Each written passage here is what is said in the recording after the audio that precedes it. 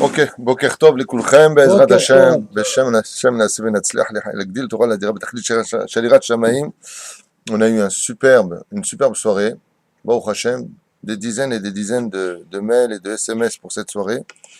Je pense que le film sera mis sur le nouveau site internet qu'on est en train de former, qui s'appellera toratraim.net, je crois.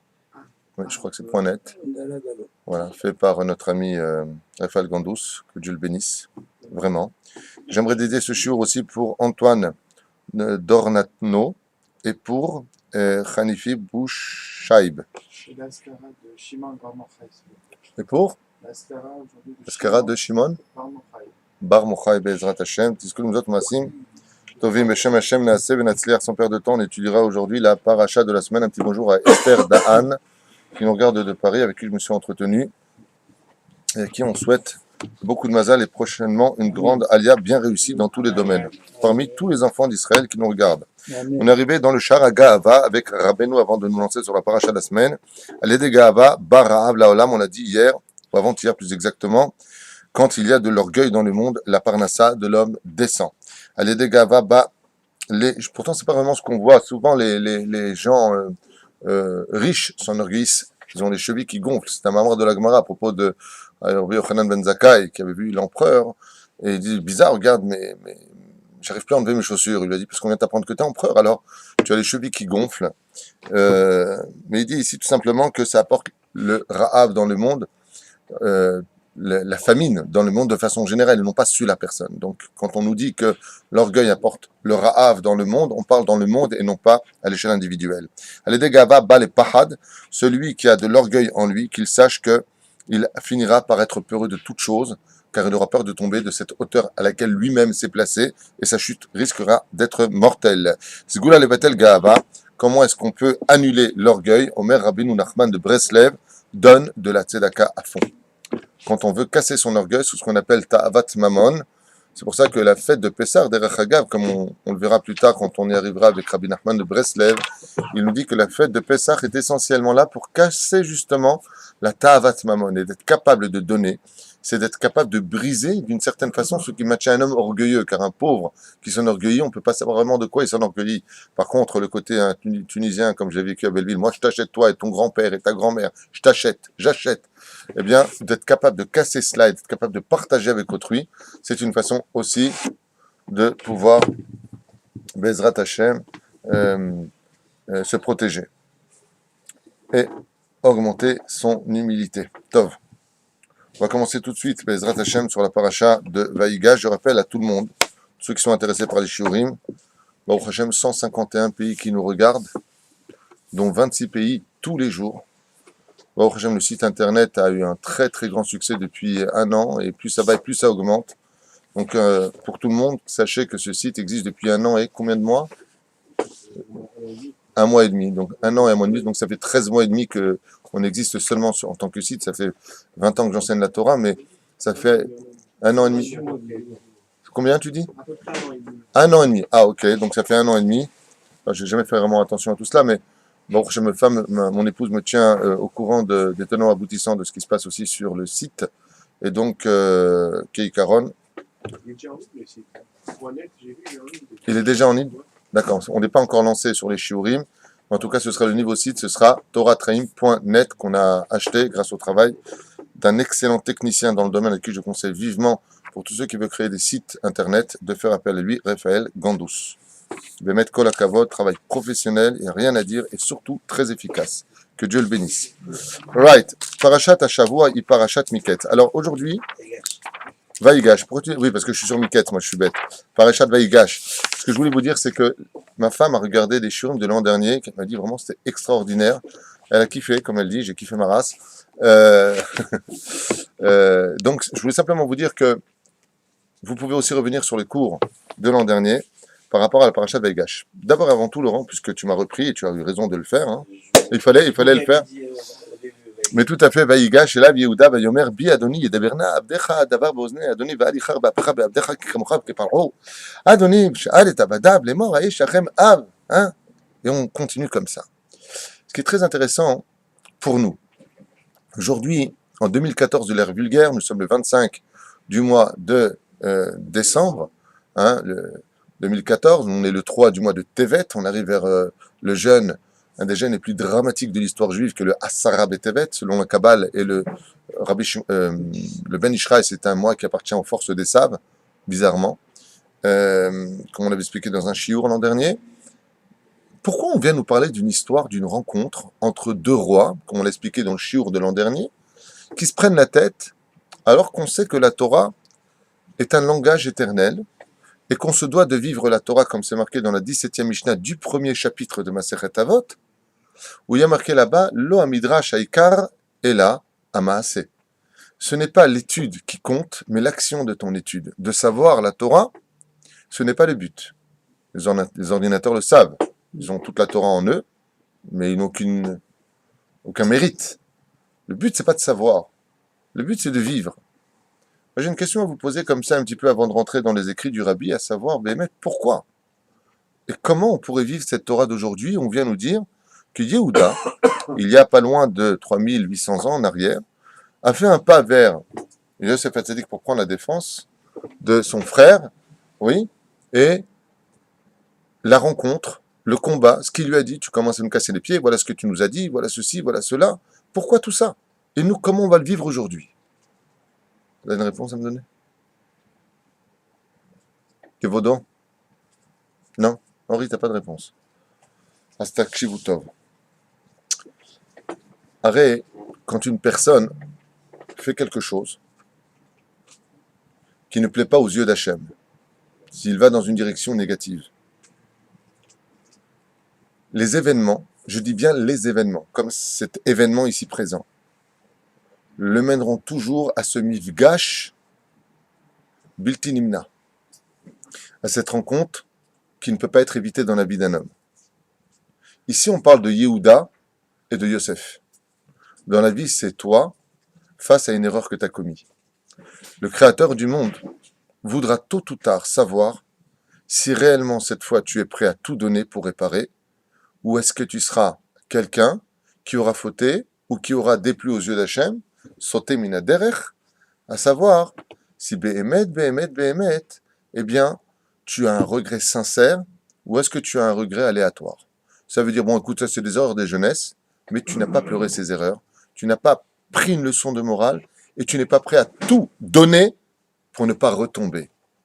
Pour atteindre le niveau de roi, car Yehuda est roi, pour redevenir un roi aux yeux de l'Éternel, d'Akadosh Baruch Hu Ishtabar Shemo Lahad, Akadosh Baruch Hu, les événements vont faire en sorte que tu te retrouves face au roi des rois, Yosef. Et d'où est-ce qu'on apprend que Yosef ici, Chas Shalom, il pourrait être comparé au roi des rois? Tout simplement de la Gemara, qui dévoile que quand Yosef nous dit Ani Yosef Achichem Asher Mechachtem Oti l'Eretz Mitzrayim, je suis Yosef, votre frère, tout de suite la Gemara vient nous dire si les frères qui étaient tous des tzadikim gmurim, velo yachlou la'anot, ils n'ont pas pu répondre. Qu'est-ce qu'on répondra nous devant le Créateur du monde? Mais quel rapport? Quand Yosef se dévoile à ses frères, il leur dit, je suis Yosef, votre frère, celui que vous avez vendu en Égypte. Les frères, sachez une chose, sont tous morts sur place. Leur âme s'est tellement remplie de honte, parce qu'ils ont réalisé en une fraction de seconde qu'ils ont commis une erreur pendant toutes ces années. Pourquoi ils l'ont vendu? Parce qu'ils prenaient pour un mytho, pour un sale type orgueilleux qui pensait toute la journée devenir le roi sur ses frères, qu'il était en réalité l'héritier des sables. Et en une seconde, ils se sont rendus compte que tout ça, c'était réel. Et que tout ça, c'était une erreur. Ils se sont trompés toute leur vie. Manitou Alav Shalom avait l'habitude de dire, faire teshuva, c'est de reconnaître qu'on a pu se tromper toute sa vie. J'étais pas dans la bonne direction. C'est exactement ce que ressentent les frères. Est-ce que nous, quand on va repasser par un événement par lequel nous sommes tombés, on s'est enorgueilli, pensant qu'on avait raison, est-ce que Béhémet, on se retrouvera face à cette situation, on dira, non, parle pas comme ça. Moi, je sais de quoi je parle, que Dieu me pardonne. Que Dieu me pardonne. Qu'est-ce qu'on va répondre au Créateur du monde quand il va nous faire piquet de boue?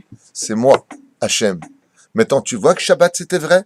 Maintenant, tu comprends comment c'était pas important de déplacer un objet de droite à gauche.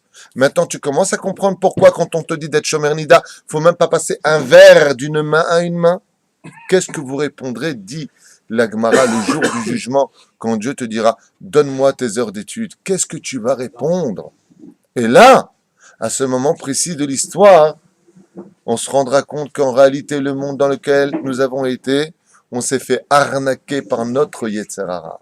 Notre Yetzer Hara qui nous a emmenés vers des mondes éloignés, des mondes qui sont loin de l'étude, des mondes qui sont loin de la réalité, des mondes qui sont loin de tout ce que l'on doit vivre. Akadosh Baruch Hu nous dira « Ani Hashem ». C'est pour ça que cette paracha est d'une importance capitale et qui vient toujours après quoi? L'allumage des bougies. Ne crois pas qu'en allumant ta bougie de Hanouka et tes 8 jours de Hanouka Stam, tu es venu réaviver quelque chose. Pourquoi? Comme on l'a expliqué ce matin entre les filines de Rashi et de Rabbi Nutam, nous avons expliqué ce matin que toujours au nom du Ramchal, après une bonne nouvelle, il y a toujours une mauvaise nouvelle. Après une mauvaise nouvelle, il y a toujours une bonne nouvelle. La vie est un cycle. La vie, le mec qui vient de gagner 100 000 shekels, on lui dit donne le maaser. Dans les deux cas, c'est de bonnes nouvelles. Non, mais il y a des gens qui ne le prennent pas comme une bonne nouvelle. Hein, c'est une très bonne nouvelle, dit-il. Amen. Pourquoi après une mauvaise nouvelle, il y a une bonne nouvelle, une mauvaise nouvelle? Yaakov, ta question, je l'attendais ce matin. J'espérais que quelqu'un lève la main. Pourquoi il faut ça? Réponse très simple. Parce que tant qu'il n'y a pas de Géoula finale, tant qu'il n'y a pas la rédemption finale, c'est-à-dire le Melech HaMashiach, nous serons toute notre vie en dents de scie. Je donne un exemple de la vie qui va un petit peu choquer et faire rire certaines personnes. Votre fille vous annonce qu'elle se marie, qu'est-ce que vous dites? Mazel Tov. Et qu'est-ce que vous faites de l'autre côté? Bon, comment on paye? C'est-à-dire que, Stam Dougma, mais vous avez la naissance de quelqu'un, le mois il te demande tant, là ça, le bidule. C'est-à-dire que toujours une bonne nouvelle, et Dieu il aide, bien entendu, il faut être très positif, et c'est vraiment que du bonheur. Mais de l'autre côté, c'est, comme dit Enrico, une fille mariée, mon Dieu, quel souci. Parce que c'est quand même beaucoup de soucis, c'est beaucoup de... Mais quand il y aura Mashiach, ça veut dire quoi? Vous savez, c'est quoi dans le Télim quand on dit « Alors se remplira notre bouche de joie », ça veut dire qu'il n'y aura plus de raison de perdre ce sourire. Vous avez compris ce que je veux dire? Az yemale sichokpinu. C'est Az. Az, c'est Aleph, Zain. 8. Quand tu rentreras dans le monde du 8, tu verras quelque chose d'incroyable. Quoi? La joie ne sera rien d'autre qu'un engendrement d'une autre joie, d'une autre joie, d'une autre joie. Le Ramchal, il dit, le Maral, non, le Ramchal, c'est ça. Il dit, tant qu'il n'y a pas le Melech HaMashiach, il ne peut pas y avoir ce Az yemale. Il peut y avoir ça. C'est-à-dire de la joie et de la tristesse. Regardez par exemple ici, dans la paracha ici présente, les frères sont dans la tristesse. Ils sont face à un événement tragique, un combat de 2 lions qui doivent s'affronter. Le Masher ben David, Masher ben Yosef, qu'on avait expliqué l'an dernier. Très bien. Et après, qu'est-ce qui se passe? Je suis Yosef, votre frère, on s'embrasse et on est ensemble. L'union, Baruch Shem, crée la force et on est tous heureux. Paracha Abba, Yaakov, il meurt. Et il restera. C'est-à-dire tu quittes une joie pour entrer dans le c'est comme les l'élève Dalim, je m'excuse de le dire, hein. Dans certains cas, tu apprends la mort de papa et maman, Chaz v'Shalom, que Dieu nous protège, et puis de l'autre côté, tu as l'héritage, Sia. Avalom et Chané, ce que je veux dire par là, c'est que, automatiquement, il y a toujours une joie, et la vie le prouve. Et c'est pour ça que je vous dis que cette paracha-là, c'est pas un livre d'histoire. Cette paracha vient nous remettre face à une situation où Béhémet, comme le dit le Rav Dessler, regarde pourquoi Yosef il maintient une telle situation de rasra. Pourquoi tu fais du mal à tes frères? Alors vous savez, je vais vous dire quelque chose. J'avais dit l'an dernier et l'année d'avant que il faut toujours, quand on a une bonne nouvelle à annoncer à quelqu'un, ne pas le laisser attendre. Par exemple, hier, j'ai reçu une bonne nouvelle. J'ai reçu une bonne nouvelle. Et je sais que cette nouvelle que j'ai reçue, j'aurais pu l'approprier à quelque chose de bien précis. Non, je sais qu'il y a une famille qui vit dans tel endroit, avec 10 enfants, et qui sont dans une très très grosse difficulté. Alors, que ça aille tout de suite là-bas. J'ai dit à mon épouse, appelle la personne, et dis-lui que un chèque de tel montant l'attend. Pourquoi attendre le lendemain? Il est tard. Parce que comme ça, il dormira mieux. Un principe de base, quand on a une bonne nouvelle. Des fois, vous savez, on dit, tu peux me rendre un service, tu peux me prêter ta voiture demain? Il est 10h du soir, il est 9h, peu importe. Et tu sais que, ouais, c'est bon, je me suis arrangé, je peux prendre la voiture. Bon, demain matin, je l'appelle, je lui dirai. Et lui, toute la nuit, comment il est? Comment je vais faire? Est-ce que je prends le train? Est-ce que je prends le bus? Donne-lui la bonne nouvelle. Akadosh Baruch Hu, il dit le Melech HaMashiach, dans la Gemara de Sanhedrin, il fait pansement, pourquoi pas? il se couvre pas tout d'un. Il dit, c'est trop long de tout enlever. Il fait comme ça, quand il a la lèvre, comme ça, dit la Gemara. Un pansement sur chaque nez. Pourquoi? Pour tout de suite annoncer la bonne nouvelle. Rabbi Meir Bananes s'est enterré debout. Pourquoi? Pour tout de suite participer à la Simcha. Tout de suite donne la Géoula. Pourquoi Yosef Hatzadik qu'il les fait attendre, miskin? Dis-leur, mes frères, j'ai envie de vous dire, je suis Yosef, votre frère, vous prenez pas la tête. Benjamin, tout ça, c'est un bonheur de vous retrouver. Faites venir papa. Pourquoi pas? Il dit non. La Torah ici vient nous enseigner, non. Quand tu as commis des erreurs, les événements te remèneront à voir jusqu'à combien tu es prêt à tout donner pour réparer cette erreur. Je veux garder votre frère. Vous m'avez vendu. Est-ce que vous regrettez vraiment? Et où est-ce qu'on le voit qui commence à regretter? Quand ils disent, nous sommes 11 frères. Comment c'est marqué nous sommes? Comment on dit en hébreu nous sommes 11 frères? Anachno, Ahat Esrei. Et comment c'est marqué dans la Torah? Il y a deux façons de dire nous en hébreu. Nous. Anu. Et les Chachamim posent la question, ils disent, pourquoi marqué Anu, Ahat Esrei Achim Anachnu? Pourquoi il dit Anu? Ils ont perdu un. Il y a Femeod, et combien c'est un en hébreu? Aleph. Le Aleph de Anachnu, Alach. De là, tu vois que les frères, ils les avaient comme ça. On a perdu un frère. Nous ne sommes plus une famille unie. Quand on perd un frère, quand on se fâche avec un frère, quand notre frère s'éloigne, qu'on a fait l'erreur de l'éloigner, alors on n'est plus Anachnu, on est Anu. Il manque le Aleph. Et ce Aleph était principal. C'est ce que veut voir vraiment Yosef dans cette paracha. Est-ce que vraiment vous me regrettez? Est-ce que vous regretterez vraiment votre geste? Et pourquoi?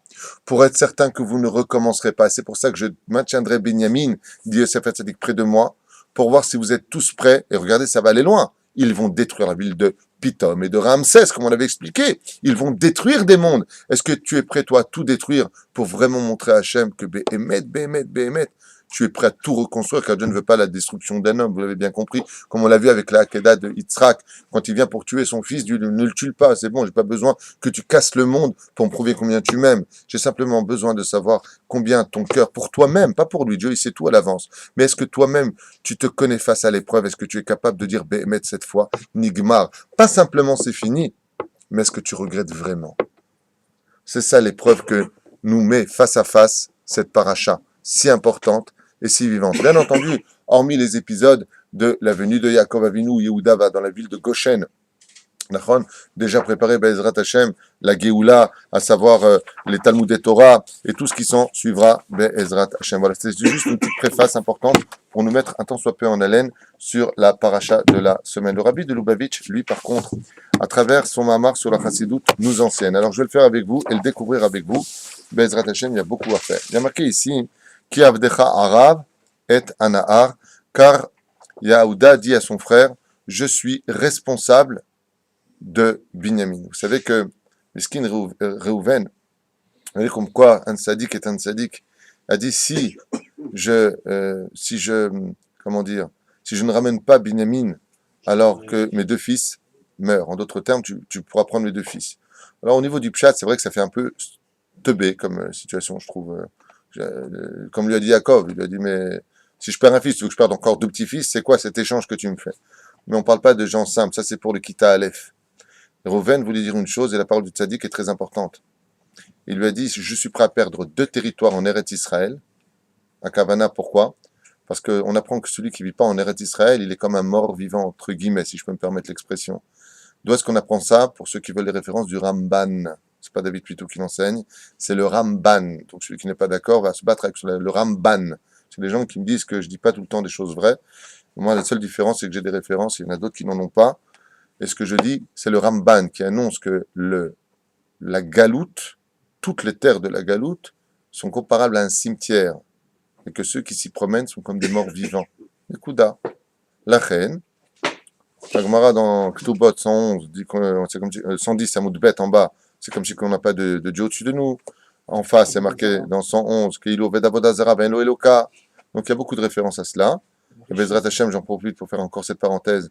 Je demande à tous les juifs de se réveiller, d'arrêter d'en parler, d'aller vite s'inscrire pour faire l'alliance en Eretz Israël. Et ne vous posez pas trop la question, et qu'est-ce qu'on fera en Israël? La question n'est plus d'actualité, à savoir qu'est-ce qu'on fera en Israël, mais de sauf qui peut. N'arrêtez de vous laisser endormir par les rabbins de communauté que j'approuve et que j'aime beaucoup. mais qui, à mon humble avis, ne comprennent pas la situation, qui refusent de la comprendre. Béhémet, la situation peut éclater du jour au lendemain. Voilà, on a eu 2 décès, les tsarino arabes, de 2 personnes qu'on a connues, qui sont partis du jour au lendemain. Un, en mangeant, il s'est étranglé, il est parti. Un truc de fou, il nous a tous fait verser des torrents de larmes. Jamais on n'aurait pu penser une chose pareille. Mange, il n'a pas retrouvé sa respiration, à l'arc les bêtes en amour. Ce genre de message, une fois de plus, peut faire comprendre qu'en France, ça peut éclater aussi du jour au lendemain, comme en Europe.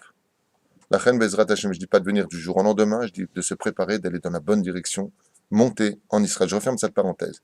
Pour vous dire que Bezrat Hashem, Réhouven, en fin de compte, quand il dit « Tu me prendras mes fils, Pérouche Adavar, tu me prendras mon Chélek en Israël ». Et de là, les Chachamim ont dit, c'est pour ça que Réhouven, quand il a demandé de rentrer en Israël, a dit non. Dibour Shel Tzadik Afilu Al Tnaï, Omed. Moi, je n'ai pas de territoire en Israël, je suis de l'autre côté du Jourdain, et Moshe Rabbeinu, Maskim. Combien à prendre de territoire? Shnaim Vachetzi. Maintenant, quel rapport avec Ménaché, la 2 tribus de Ménaché? Parce qu'il fallait se battre contre Yosef. Et le fils de Yosef, c'est Ménaché. La chen oya Arev la Davar. Ani Arev la Nahar. Je suis garant à Kavana de Binyamin, qui faisait allusion au fait que Réhouven avait mis en jeu son héritage en Eretz Israël pour sauver Binyamin, qui représente, lui, le territoire du Beth Amikdash. Un sujet que je jette comme ça, qui est beaucoup plus profond que ces simples mots que vous venez d'entendre, mais pour nous faire comprendre la valeur des tzadikim.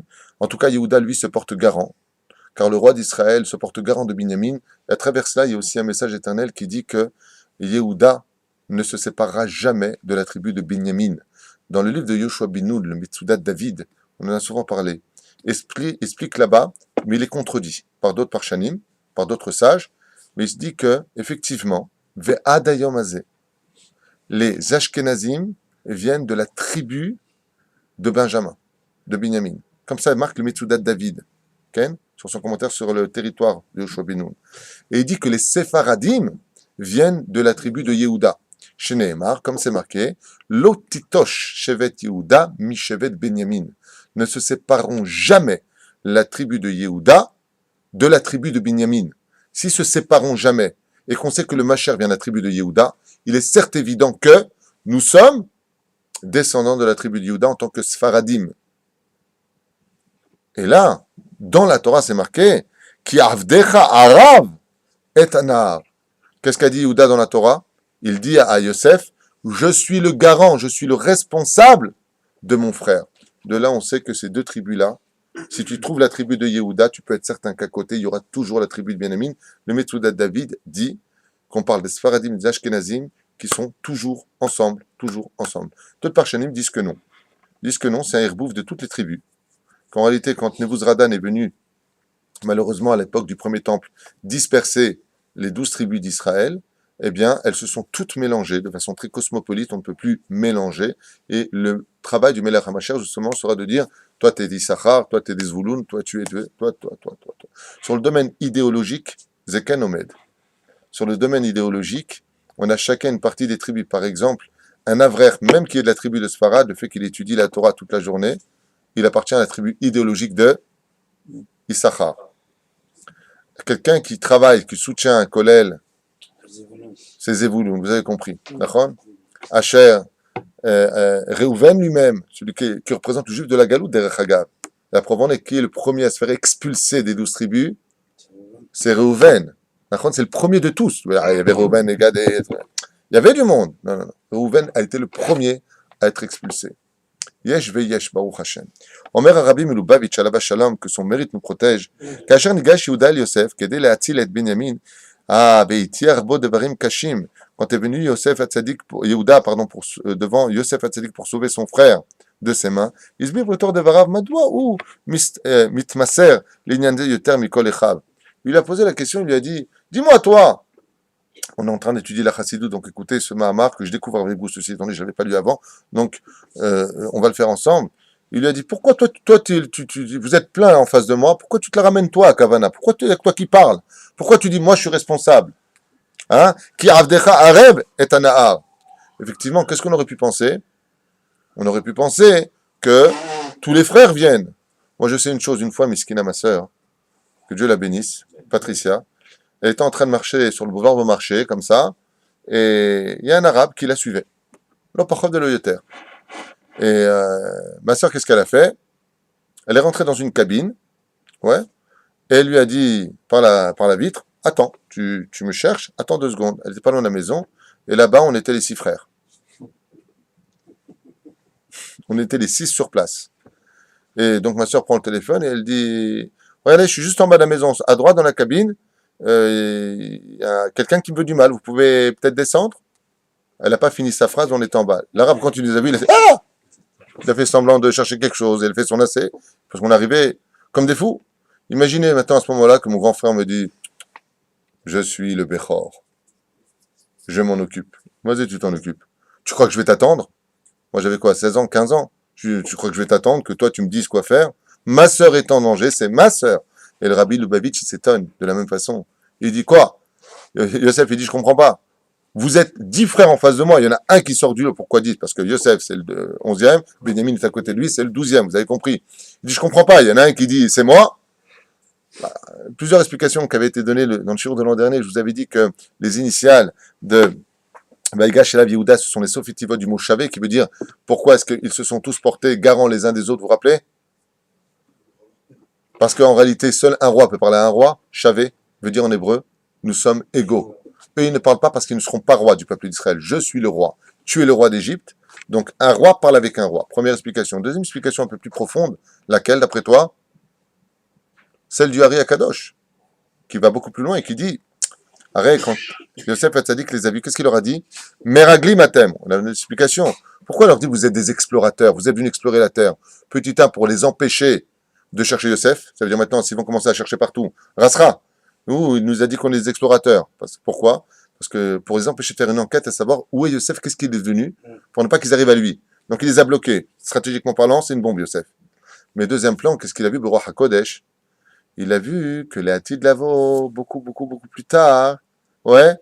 Pourquoi est-ce que vous m'avez vendu? Parce que j'aurais fait du Lachonara sur vous? Et qui c'est qui fera retarder le peuple d'Israël pendant 40 ans dans le désert à cause de votre Lachonara? N'est-ce pas vous, les princes d'Israël de chaque tribu, hein, qui seront votre réincarnation qui dirait du mal de la terre d'Eretz Israël? Vous avez retardé toute la Géoula, Bichlal. Et vous avez vraiment fait du Lachonara pour faire du Lachonara. Alors qu'est-ce que vous voulez me reprocher?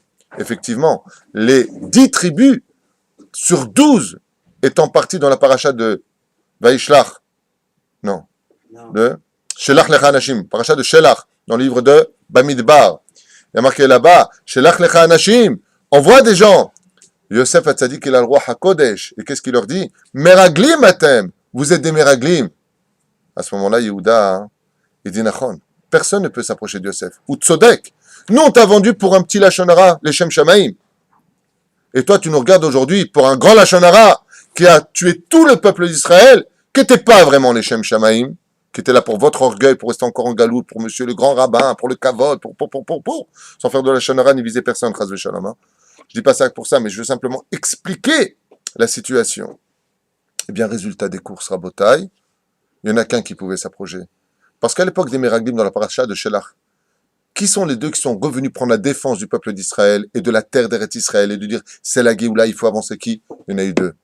Yehoshua bin Nun et Kalev ben Yefouné. Yehoshua bin Nun, il vient de quelle tribu? De Ephraïm. C'est le fils de Yosef. Yehoshua bin Nun, je vous l'avais expliqué dans le livre de Yehoshua, c'est la réincarnation de qui? De Yosef. Ah. Et Kalev ben Yefouné? Et de quelle tribu il est? Yehuda. C'est la réincarnation de qui? De Yehuda. Voilà. Pourquoi Yehuda? Il gâche la vie Yehuda. Il dit parce que ton accusation, elle est bonne pour eux, mais pas pour moi. Moi, je t'ai vendu. J'ai commis une erreur. Mais je suis le seul qui puisse m'approcher la tête haute.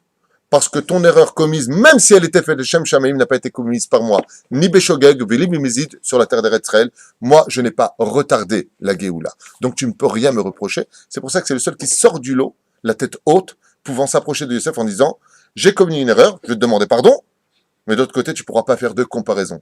Chavé, Behemet, nous sommes Chavim. Erreur face à erreur, on se demande pardon, Benigmar Asipour. Ce qui n'est pas le cas des autres frères. Voilà pourquoi le frère Yehuda est le seul. Frère Yehuda, c'est devenu... Des fois, je me fais des petits suspens, frère Yehuda. Hein?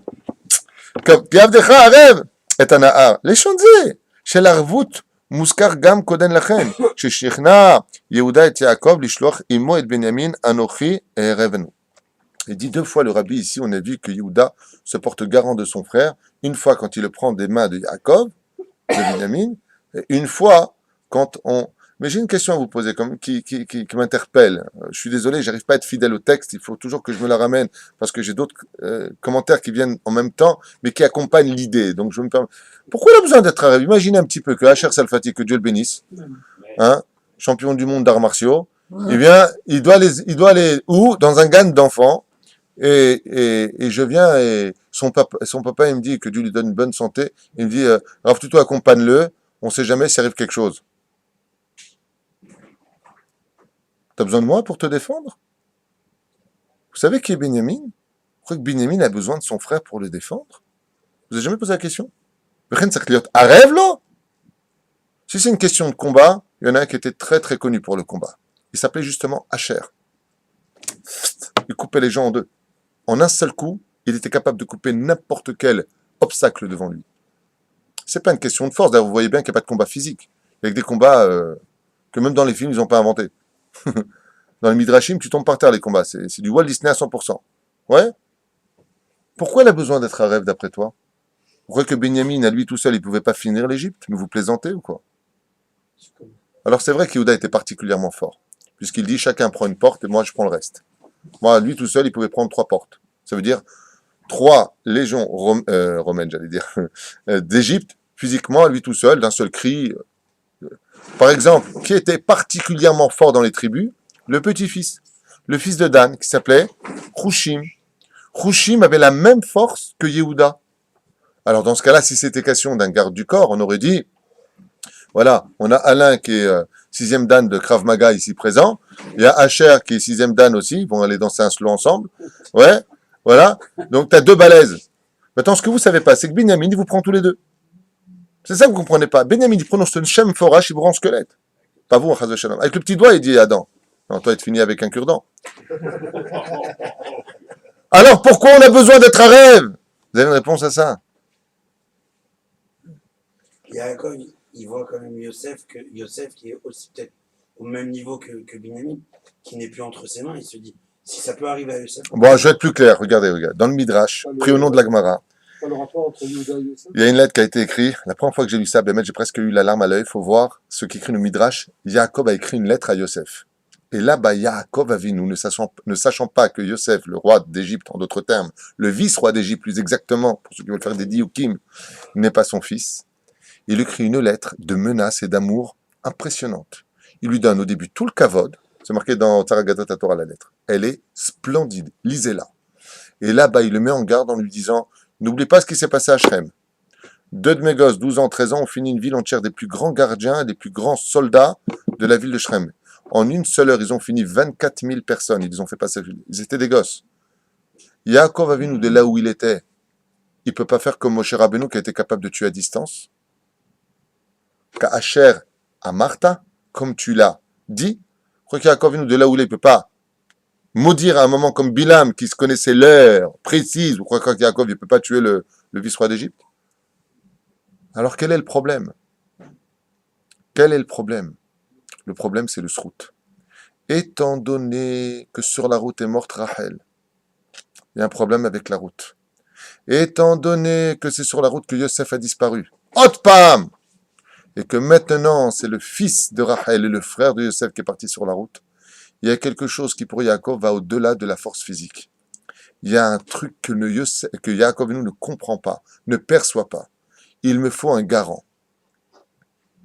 Par exemple, quand quelqu'un est en deuil, que Dieu nous protège pendant les 7 jours, le Zohar HaKadosh nous dit que cette personne-là lui-même est en danger. Et elle ne doit jamais sortir seule de la maison. Je me suis frotté à cette expérience. Que Dieu me pardonne. Quand j'ai porté le deuil d'une personne, sans rentrer dans les détails, il y a un très grand rave qui est venu. Et j'avais une telle rasra pendant les 7 jours que je voulais un peu sortir. Et je voulais parler en même temps à ce rave. Le Rav a vu que j'étais pas très bien, il n'a pas insisté, j'étais très jeune, et je l'ai emmené en voiture jusqu'à sa yeshiva. Tant que j'étais avec lui, il ne s'est rien passé. Sur la route du retour, Je vous raconte une histoire que j'ai vécue qui m'a vraiment quelque chose d'effroyable. Sur la route de retour avec la voiture, je viens pour passer donc, j'arrive à un T pour prendre sur la gauche, et la voiture s'arrête net. D'habitude, quand une voiture s'arrête, elle roule quand même un petit peu. Stoppé, net. En plein milieu de la route, il y a un semi-trailer. Comment on dit un semi-trailer? Pas lourd, c'est une remorque. Un poids lourd, un semi-remorque qui arrive à toute vitesse. Quand j'ai vu la distance sur laquelle la voiture, le camion fonçait sur moi, j'ai eu une fraction de seconde de réflexion. Je dis, bon, je fais le schéma Israël, sortir, c'est pas la peine, j'aurai pas le temps. Qu'est-ce que je fais? Je n'ai pas eu le temps de passer cette seconde que ma voiture, elle a été poussée d'un coup, je ne sais pas ni par qui ni par quoi. Le semi-trailer m'a frôlé le pare-choc de ma voiture arrière. J'arrive, tant bien que mal, il n'y avait personne de l'autre côté, grâce à Dieu. J'ouvre le capot. Et bon, j'y connais pas grand chose en mécanique, mais les têtes des bougies avaient été retirées, enlevées. Alors qu'il y a 2 crochets de chaque côté, c'est impossible à enlever. Et si ça a été enlevé avant, ça n'aurait pas pu démarrer. Il s'est passé quelque chose de surnaturel et dessus on m'a dit, faut pas sortir seul quand on est dans les 7 jours. Alors qu'est-ce qu'on fait quand on doit sortir seul? Absolument pour aller à la synagogue. Quelqu'un avec moi, un garant. Il faut un garant. Hazak ou Barouf, ça dit. Il faut un garant. Il faut que quelqu'un t'accompagne. Et si quelqu'un t'accompagne, même s'il y a des décrets au-dessus, Zeken Monéat Akzera. C'est pour ça que j'avais donné l'exemple. Comment vous pouvez penser une fraction de seconde? Benjamin, il a besoin d'un garant. Benjamin, c'est un Cher Salfati en puissance. C'est que du Kodesh. C'est tous des Shimshon. C'est tous des Samson. C'est tous des gens qui n'ont pas besoin l'un de l'autre. En une seule parole, ils te détruisent un pays. Comme a dit, ils ont dit à Rabbi Akiba Alava Shalom, ils ont dit à Akiba, notre maître, prononce le nom de Dieu, dis le nom de l'ange qui détruit. Il a dit non. C'est une xéra des cieux, je le prends Béhava. Mais qu'est-ce que vient nous enseigner la Gemara là-bas? Elle vient nous dire qu'il y a Rabbi Akiva, en un seul mot, il aurait pu détruire tout Rome. Un seul mot. Pas besoin de se battre. La force d'Israël, comme il y a marqué dans le prophète, Tola'at Yaakov, c'est la force de la bouche. Qu'est-ce que tu as besoin de me donner un garant pour Binyamin? Tout simplement parce que quand ce sont des choses qui dépassent l'entendement, des fois vraiment il faut des garants dans la vie. Et c'est pour ça qu'on a besoin d'un garant, pour justement éviter une stratégie qui était un drame pour Yaakov, à savoir que la route, l'endroit le plus dangereux justement où tous les Mekatrédim se lèvent, c'est dès qu'un juif prend la route. Dès qu'on est sur la route, il faut savoir une chose, à un tel point que 72 minutes de route est comparé à un homme qui a passé 3 jours à l'hôpital, ou en prison, ou qui revient de l'océan. Mais attends, je suis sur la route, ça va, c'est une voiture qui roule. Tu sais pas combien de miracles Dieu t'a fait sur la route. Tu sais pas combien, pourquoi Dieu t'a fait des miracles? Parce que tous les anges accusateurs que tu as fait, ils descendent au moment où tu prends ta voiture, au moment où tu prends ton vélo, au moment où tu prends ta moto. Où que tu sois dans le train, dès que tu es sur la route, c'est l'occasion pour le Satan de pouvoir dire à Hachem, allez, frappe-le maintenant, il mérite. La cas où je vois pas. Pas maintenant. Plus tard. Alors on fait Bezrat Hachem Birkat Gomel. Pourquoi tu fais Birkat Gomel? Parce que tu as fait Paris, tu as fait Ashdod, Jérusalem, aller-retour, tu fais Birkat Gomel. Tous les jours, le mec il voyage.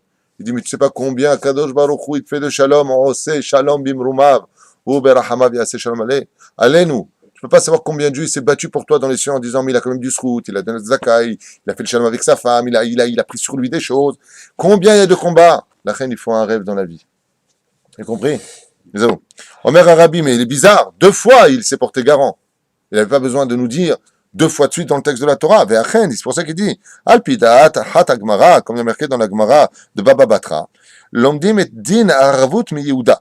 On apprend dans le texte ici présent, comme c'est marqué dans Baba Batra à la page, il le rapporte en référence ici 173 Amut Bet. Il dit on apprend que les Juifs sont garants les uns des autres. Tous, de qui est-ce qu'on apprend? De Yehuda. Zo arvut sheba et arev omed bimkomo shel a lové. Ou Atzmo Kibel, mais à Lové et à Kesef. C'est comme si que lui, en fin de compte, avait pris l'argent de l'autre qui était réellement garant pour lui, à savoir les risques. Car chez Mitmaser, les Atzalato, Keshem chez Adam Nilcham, les Atzalat Atzmo. Tout comme un homme prendrait vraiment sa défense, parce que dans la nature de l'homme, vous savez que la nature de l'homme a été prouvée scientifiquement, on est d'abord Atzmo et ensuite Acherim, ce qui est tout à fait naturel. Quand est-ce que ça a été prouvé par les scientifiques? Dans les accidents de la route. Dans un accident, automatiquement, quand il y a un choc, le premier que tu protèges, c'est qui? Même si tu adores ta femme. C'est toujours toi. C'est un geste naturel. Tu te protèges. D'accord? Ensuite, tu protèges l'autre. Après, tu dis, ça va, toi? Allô? Mais d'abord, c'est toi-même. Il dit, le lové, quand tu es à rêve dans la Torah, Pérouche Adabar, le rabbi, il dit, si tu le protèges, lui, comme si c'était toi, comme si c'est toi qui as pris cet argent, c'est toi qui dois le rembourser. À Kavana, s'il meurt, je meurs. S'il arrive quoi que ce soit, il m'arrive quoi que ce soit. Zeboto Pérouche. Et ça fait déjà pleurer, parce que ça voudrait dire que, comme on est tous garants les uns des autres, comment nous on réagit quand un juif est Mechalel Shabbat? C'est un problème. C'est rien que le niveau du rabbi ici, il fait très peur. Il dit, vous comprenez ce qu'il vient de dire? C'est-à-dire que si tu es à rêve, c'est-à-dire moi je suis à rêve pour toi, tu donnes de l'argent. Si toi tu dors pas, je ne dors pas. Ça veut dire que je peux pas aller bien si tu vas pas bien. C'est pas possible, puisque je suis garant pour toi. Rayon Arvut Kayam Lemaase. Et sachez que cette chose-là est aussi dépendante de Dieu, puisque le garant du peuple d'Israël aujourd'hui, c'est qui? C'est Hachem. Donc automatiquement, si Chaz v'Shalom, le peuple d'Israël ne va pas bien, Dieu ne va pas bien. Sachez-le. Le créateur du monde est à rêve, c'est-à-dire garant du peuple d'Israël. Am Israël Chai Vekayam. C'est pas la peine de vous fatiguer les nations du monde à chercher à nous exterminer. On ne peut pas être exterminé. Pas parce qu'on est plus fort que vous. Pas parce qu'on est plus intelligent que vous. Pas du tout. Vous avez des gens beaucoup plus forts que nous, peut-être plus intelligents que nous. C'est pas là qu'est la question. C'est que nous, on a Dieu. C'est la seule réponse. Hachem Imanu. Israël, Yachar El, on est avec Hachem. Et il est à rêve pour le peuple d'Israël. Il a promis, un fil de 3 dimensions ne se cassera pas facilement. On a Abraham, on a Yitzhak, on a Yaakov. Grâce à eux, le peuple d'Israël vivra. Chez Nehemar, Az Yashir Moshe. Le'atid lavo, niske kulanu bezrat Hashem Az. Plus tard, on chantera. Vezanan kol Yehudi arev lerehu. עד לדרגה העליונה ביותר בערבות שהוא עומד במקומו ממש, דבר זה נלמד דווקא מיהודה, שכן הערבות זו קשורה עם מהותו של יהודה. Alors maintenant, pour mieux comprendre ce qu'on vient de dire, qu'est-ce que ça vient nous apprendre pour nous de savoir que Yehuda est le symbole? Si ça avait été Ephraim, si ça avait été Issachar, et si ça avait été quelqu'un d'autre, est-ce qu'on aurait pu dire la même chose? Non. Alors qu'est-ce que ça vient nous apprendre, Adam, de savoir que toi, aujourd'hui, tu te portes garant du peuple d'Israël, que quand tu vois quelqu'un qui souffre, ça te concerne, que quand tu vois quelqu'un en difficulté, ça te concerne, que quand tu sais qu'un juif ne peut pas aller tefilin, ça te concerne. Qu'est-ce que ça vient t'apprendre? Que Yehuda est le garant de ses frères. Vous avez une réponse? Alain? Hein?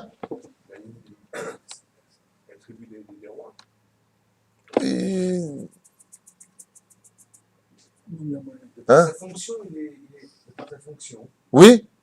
Il est amené à être garant de Israël. Voilà, tu viens de faire un bide énorme. Mais je viens de te dire, là tu viens de répondre à la question que je t'ai donnée. Je viens de te dire, qu'est-ce que ça vient nous apprendre? Que Yehuda est le garant de ses frères. Pourquoi on a besoin de nous dire 2 fois Yehuda? Qu'est-ce que la Torah veut nous dire? Réveille-toi. Yehuda est le garant de son frère. Moi je te pose la question, et si c'était Ménaché? Et si c'était une autre? Non, Ménaché c'est pas le cas à présent, mais Akavana, Reuven, Shimon, Lévi. Lévi c'est pas bien? Lui, le roi d'Israël. Ça veut dire quoi? Ça veut dire quoi? Que tout celui qui... Il faut l'accepter en tant que roi. Non, Tout celui qui est roi non. Dites-le, on ne va pas y arriver. Voilà, vous n'allez pas y arriver, je vais expliquer clairement. C'est de l'humilité. Il y a marqué que Dieu est le roi des rois. Comment on peut être le roi des rois quand on n'a pas de roi en Israël? Arrête, la Torah, elle sait de quoi elle parle. La Torah nous dit, le rabbi ici vient nous enseigner quelque chose de phénoménal, de fondamental. Vous êtes tous des rois si demain vous prenez un juif en garantie. Pourquoi Yehuda, il est garant de son frère? Parce qu'il est le roi. Mashma mikan, que celui qui est garant de son frère est un roi. Dans les cieux, Dieu est le roi des rois. Sache que sur terre, même si tu es menuisier, même si tu es ce que tu veux, que tu sois patron PDG ou que tu sois en bas de l'échelle cordonnier, peu importe ce que tu fais de ta vie, dans les cieux, qui est appelé roi? Celui qui a un royaume, celui qui est garant. Ça veut dire, Echpatlo. Echpatlo d'aller mettre les tefilines. Echpatlo d'aller lui mettre une mezouza. Echpatlo d'aller faire un bikur cholim. Echpatlo d'aller le visiter. Echpatlo de lui acheter un tzitzit. Il en a affaire de ce qui se passe chez son frère dans la spiritualité. Et c'est ce qu'il dit Yosef, qui représente Dieu dans la... Je vous ai dit en remèze au début. Ani Yosef, Anochi Hashem. Hein? Qui est appelé roi vis-à-vis d'Hachem? Celui qui est garant de ses frères, celui qui ramène ses frères sous les ailes de la Shekhinah. Maintenant, vous avez compris combien le rabbi de Lubavitch était un roi et pas n'importe lequel. Un roi d'une dimension qui interplanétaire. Même s'il n'est pas le Melech HaMashiach, rien que parce qu'il a fait, il méritait d'être le Melech HaMashiach. Pourquoi? Selon le texte de la Torah. Parce qu'il cherchait à être garant vraiment de chacun. Il ne cherchait pas pour le succès d'être roi, hein. Non, pour Mais- être garant. Mais c'est exactement ça. Si demain, Bezrat Hashem, tu entends un juif, peu importe lequel, qui est Mechalel Shabbat, Vekoev Lecha Alev, et que tu vas tout faire avec la pédagogie, la psychologie, pour essayer de ramener ce juif Mikol Alev à Papa, à Vinu Sheba Shamayim, dans les cieux, sur place, tu as une couronne sur la tête. Tu es appelé roi. Zéaïnian Shel Yehuda. Et c'est pour cela que la Torah a tenu à ce que ce soit Yehuda le Harev, pour que ce message soit éternel. Tu veux être roi dans ton monde? Tu veux être un roi dans les cieux? Tu veux que quand tu pars de ce monde, on dit, il va y avoir Avraham Kol HaNefesh Asher Asa Becharan, comme il lui a dit, Nissi Ata Bekirbenu, tu as Betochenu, tu as un prince de Dieu parmi nous. Pourquoi ils l'ont appelé prince? Pas par rapport au miracle qu'il faisait, il y avait Bilam qui faisait des miracles, Lavan qui faisait des miracles. Il faisait plein de sorcelleries. Mais parce que justement, il ramenait les gens sous les ailes de la Shekhinah. C'est ça la Harvout. La Harvout, Perouche Adavar, quand tu as mal, j'ai mal. Si tu fais pas Torah mitzvot, Bémet, je le vis mal. Et je veux pas te critiquer. J'ai mal. Regarde comment tu te comportes comme un goy. Pas du tout. Pas du tout. C'est une autre analyse. Un roi, il est cholette sur ses sentiments. C'est le cas chacun d'entre nous dans nos maisons. On est garant de nos familles. Tout à fait. Donc tu es un roi chez toi. Là, ce que vient nous apprendre la Torah à Adam, tu as raison. Celui qui dirige sa famille vers le monde de la Torah, vers la Kedusha, c'est un roi dans son domaine. Mais ça comporte quelque chose d'égoïste. C'est toi et ta vie. Tandis que là, on parle de quelque chose de national. Vous comprenez? Imaginez demain, je vais dire une bêtise. Imaginez demain, une bêtise comme ça, hein, qu'un juif fasse alia uniquement dans l'intention de se rejoindre la nation d'Israël en l'honneur du roi des rois, pour que pour les prochaines élections, il y ait plus de Torah et moins de vente de porc en Israël, de moins de Chilul Shabbat en Israël. C'est son intention. Rejoindre la nation en tant que juif pour la mitzvah de vivre en Israël, selon le Ramban. Et de l'autre côté, donc le côté dit sioniste, Baruch Hashem, qui est loin d'être négligeable. Et de l'autre côté, pourquoi? Pour apporter une pierre à l'édifice. Pour encore une maison juive, encore un quartier juif en Israël, sur notre terre. Ça, c'est être roi. Vous êtes tous des rois. Mais celui qui s'est barré de la France, parce qu'il est poursuivi, parce que, de toute façon, c'est mort la France, lui, bien sûr que tôt ou tard, il se réveillera. Mais il vient pas en tant que garant du peuple. On est tous garants les uns des autres, Be'ezrat Hashem. Ça, c'est la force du peuple d'Israël. אנוכי ארד עמך מצרים ואנוכי אליך גם עלו. אומר 4 גלויות גלה. הראשונה היא גלות מצרים, השנייה גלות בבל, השלישית גלות אשור, והגלות רביעי זוהי שהחלנו לצערנו הרב, ce qu'on appelle la galoute de Edom. Comme il lui dit à Kadosh Baruch Hu à Yaakov, on est passé à un autre sujet, et je finirai avec ça pour aujourd'hui, Be'ezrat Hashem, qui dit que Akadosh Baruch Hu, comme je vous l'ai dit, il est responsable du peuple d'Israël. Donc comme il a voulu descendre, il a voulu faire descendre Yaakov, Yaakov a refusé de quitter Eretz Israël. Donc Dieu s'adresse à lui en ces termes et lui dit, Anochi ered imecha, ne t'inquiète pas, je descends avec toi, Mitzrayma en Égypte, Ve'anochi alecha gam alo, et je te ferai monter, Mazé monter, gam alo, c'est 2 fois, Perusha davar, je te referai montrer toi et toute ta descendance.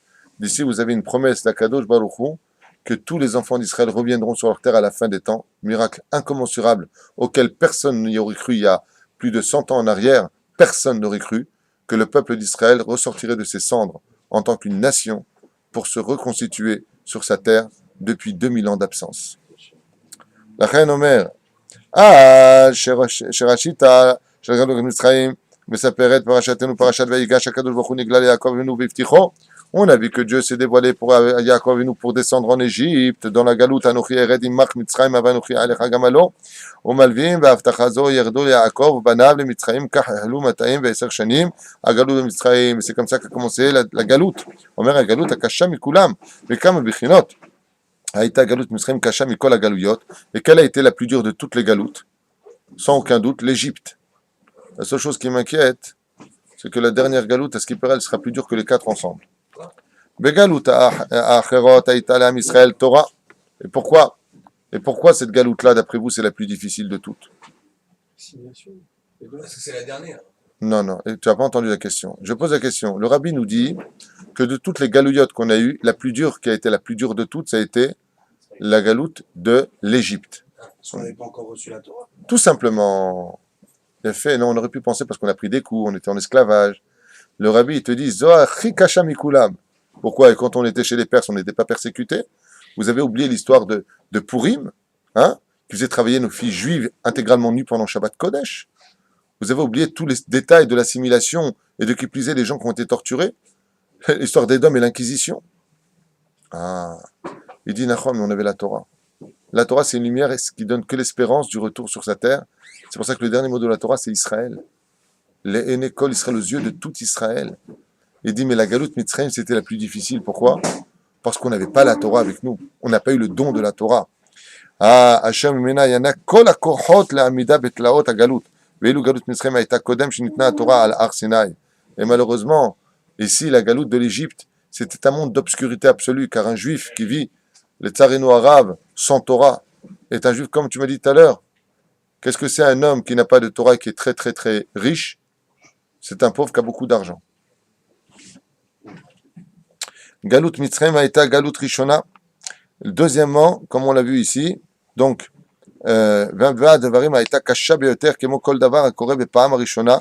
et pourquoi c'était la galoute la plus difficile, la galoute de l'Égypte, nous dit le Rabbi, car toutes les choses qui sont premières dans ce monde sont toujours difficiles. Tu fais le premier gala, quand tu fais le premier pas, la première année de mariage, c'est ce qui est le plus difficile, c'était la première galoute, donc aussi la plus difficile à l'adaptation du juif de galoute aujourd'hui, comme il avait une chanson, je ne me rappelle plus comment il s'appelait là, le juif errant. Comment s'appelle cette chanson-là? Avec ta tronche de métèque ou je sais pas quoi. Mais non, quel Brassens t'as, qu'est-ce que tu racontes?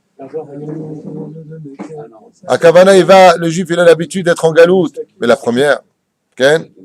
Moustaki? Oui. Le galoute, c'était la première galoute de l'histoire. Et quand c'est la première fois, c'est toujours très difficile. C'est la deuxième raison. Troisième raison que nous rapporte le Rabbi, il y a 4 raisons, je finis avec vous. Esrem Aya Merukaz Kol Ama Yehudi, Kash Kasha Galout Utlu Al Am Kulo. Il dit, dans toutes les galoutes qu'on a eues, quand on était en Perse, il y avait aussi des Juifs en Israël. Quand on était en Babylonie, il y avait encore des Juifs en Israël. Il dit, mais l'Égypte, on était tous en galoute. Il dit, ça c'est quelque chose de pire. Pourquoi? Parce que le Juif, quand il est dans une galoute, par exemple, qu'est-ce qu'ont fait les Juifs de France en grande partie? Quand ils ont vu que la France a commencé à sentir mauvais, ils ont regardé, où est-ce qu'il y a encore des Juifs? Ah, il y a plein de Juifs au Canada. Psst, ils sont partis au Canada. Mais s'il n'y avait pas de Juifs là-bas, ils ne seraient pas partis. Donc le fait que tous les Juifs, dit le Rabbi, se trouvaient tous au même endroit, ça coupe encore plus l'espoir de partir quelque part. Où est-ce qu'on va aller? On est tous présents ici. Il dit, car kasha galut utalou al kol am kulo. Tout le peuple d'Israël a souffert. Et pourquoi? Je vous donne un exemple. Pendant la deuxième guerre, l'Europe va payer très cher ce qu'elle nous a fait subir pendant la deuxième guerre mondiale. Ce que nous avons subi, Dieu leur fera subir. C'est pas une malédiction. C'est un état de fait. 2 et 2, ça fait 4. Il ne faut pas toucher aux Juifs. Là, Khanyatsa misait qu'il y avait des Juifs, vous avez lu les livres sur la Shoah. Il y avait des cousins qui étaient en France et des cousins qui étaient aux États-Unis. Ceux qui étaient aux États-Unis, qui vivaient bien, trouvaient les mots pour les encourager. Mais quand tu vivais dans le ghetto de Varsovie, qui tu trouvais pour t'encourager? Les gens mouraient les uns face des autres. C'est ce qu'il dit le Rabbi. Il dit là-bas, il n'y avait personne de la galoute pour qui va t'encourager. Il n'y avait pas l'un qui va dire à l'autre, et lama. Il dit comme ça, mais Misraim, on était tous là-bas, car chez Koché, à Galout, tout le peuple était en train de subir cette même souffrance. C'est-à-dire, tu regardes l'autre, tu as encore plus les boules. Tandis que celui qui était là-bas, tu dis, bon, moi, Baruch Hashem, lui, il pourra m'aider, il pourra me sortir de là. Mais là, quand on est tous dans la boue, qui va nous en sortir? Imaginez à quoi ça ressemble. Imaginez qu'il y a les sables mouvants. Il y en a qui sont à l'intérieur, mais tu as tes frères qui sont à l'extérieur. Est-ce que tu as un espoir? Parce qu'il peut te sortir de là-bas. Le Rabbi dit, quelle galoute est difficile. Pourquoi? Qui va me sortir de là? On est tous là. On est tous dans les sables mouvants. Donc il n'y a personne qui peut m'en sortir. Donc ça coupe l'espoir. Et pour finir, il dit comme ça, Bared Medinot, Acherot, Chaim, Yehudim, Shalva, Yechassit, Emenassim, les Sayas, ce que je viens de vous dire, et les Juifs de Galout pouvaient les aider. Et quatrième Ta'am, que nous rapporte ici le Rabbi de Lubavitch, Bezrat Hashem, Mitzrim, Atzma, Ita, Medina, Kasha, Beyoter. Il y a des galoutes, comme la galoute de Paris, après la Deuxième Guerre mondiale, Jean Lépin, Deauville, après ils sont partis s'installer à Saint-Mandé, Galoute, il faisait bon vivre en France, une bonne période de notre vie, d'une certaine façon. Il dit là-bas, par contre, il faisait jamais bon vivre. Tu rentrais chez toi, tu trouvais un Égyptien qui violait ta femme, 2 soldats qui te regardaient et ils te forçaient à regarder le spectacle. Et tu pouvais rien faire d'autre que de la fermer.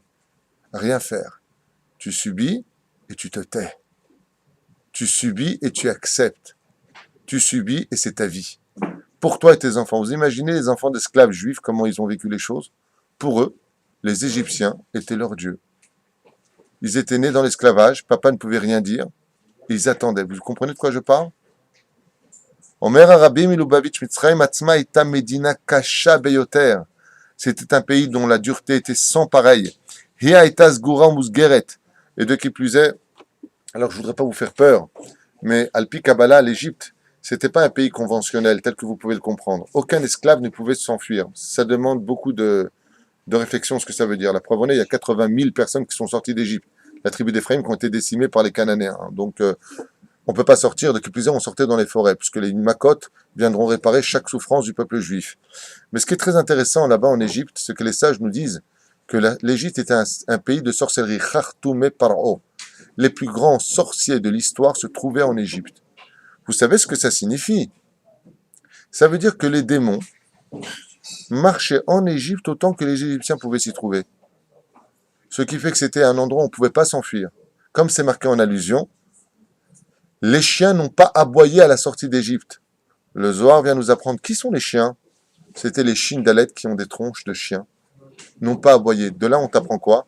Que quand les Hébreux voulaient fuir de l'Égypte, les démons annonçaient au Khartoumim, un juif vient de sortir. Et qui c'est qui les rattrapait d'après vous? Les Égyptiens et les démons.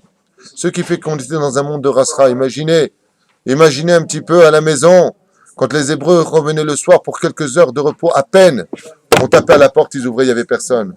Ils étaient Mivoualim Balayla ou Bayom, morts de peur le jour comme la nuit. Pas simplement par les Égyptiens, mais par la sorcellerie des chiens qui erraient spirituels, qu'on appelait les démons, dans toute l'Égypte. Vous ne pouvez pas imaginer de quoi je vous parle. Et même une fois, j'appris avec mon rab, le Rav Brian, j'étais en train de faire une conférence là-bas avec lui. On avait appris que, les démons étaient palpables. Tu pouvais carrément les voir. En Égypte, la rasra que tu avais, vous comprenez de quoi je parle? C'est pas un pays, ce qu'il dit le rabbi ici, il ne va pas rentrer dans tous ces détails. Kasha Beyoter, tellement difficile. Vous comprenez? Le mec, il prend l'enfant, il lui fait la shrita, pourquoi? Pour le bain de Pharaon, devant la mère, devant le père. Qu'est-ce que tu fais dans un cas pareil? D'abord, tu meurs. Mais la première décision que tu prends, c'est quoi? Je fais plus d'enfants, ça sert à rien. Si tu me donnes des enfants pour qu'on me les tue, ouais. Vaïrbou, vaïmtsou, verbou, méod. Et rien qui sont multipliés. Les Hébreux avançaient. Am Israël, plus il subit d'épreuves, plus il grandit. Plus il se renforce. Plus il s'unit. Comme j'ai vu hier, pendant l'enterrement, comment toute la famille était unie. Rabbi Nachman de Breslev, il dit, le tsarenu arabe. Rabbi Nachman de Breslev, il dit, la famille, elle peut se disloquer, mais quand vient la mort de quelqu'un, ils viennent tous s'embrasser.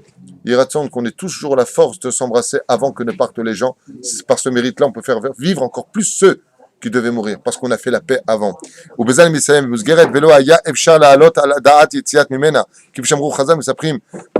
De là, il dit qu'il n'y avait aucun espoir dans cette galoute. Aucun espoir dans cette galoute. Pourquoi? Parce que tout celui qui sortait était rattrapé, parce que je viens de vous dire, dans une peur terrible. Et le peu qui ont pu se sauver n'ont pas envoyé de l'aide puisqu'ils ont été décimés. Une fois qu'ils ont réussi avec de grandes stratégies, de grands stratagèmes, de pouvoir passer les démons et les frontières égyptiennes, ils ont été décimés par les Cananéens et n'ont même pas eu d'enterrement. Ils sont morts dans le désert qui sépare l'Égypte de Eretz Israël. Le rabbi vient nous dire ici quoi? Que la seule garantie qu'on ait eue, c'était la Torah. Pourquoi on est sorti? Parce qu'on avait en nous, Baruch Hashem, de la Harvout. Arevim Zelazé. Pourquoi est-ce qu'on a subi l'Égypte? Pourquoi ça s'est pas arrêté? Parce qu'on faisait du Lashon Hara les uns contre les autres. Et ça tombe quand ça? Toujours entre Hanouka et la destruction du temple, le 10 du mois de Tevet. Pour te dire que le problème d'Israël vient du fait que si on ne prend pas sur nous la garantie des uns et des autres et qu'on ne cesse pas notre Lashon Hara, on peut même apporter l'Égypte, Chas v'Shalom, dans notre propre pays, Barminan. Si ce n'est que si on s'améliore un tant soit peu, on peut y apporter la Géoula et recevoir Bezrat Hashem, l'émanation divine, sur tout le peuple d'Israël, j'ai nommé la prophétie. Kol Tov.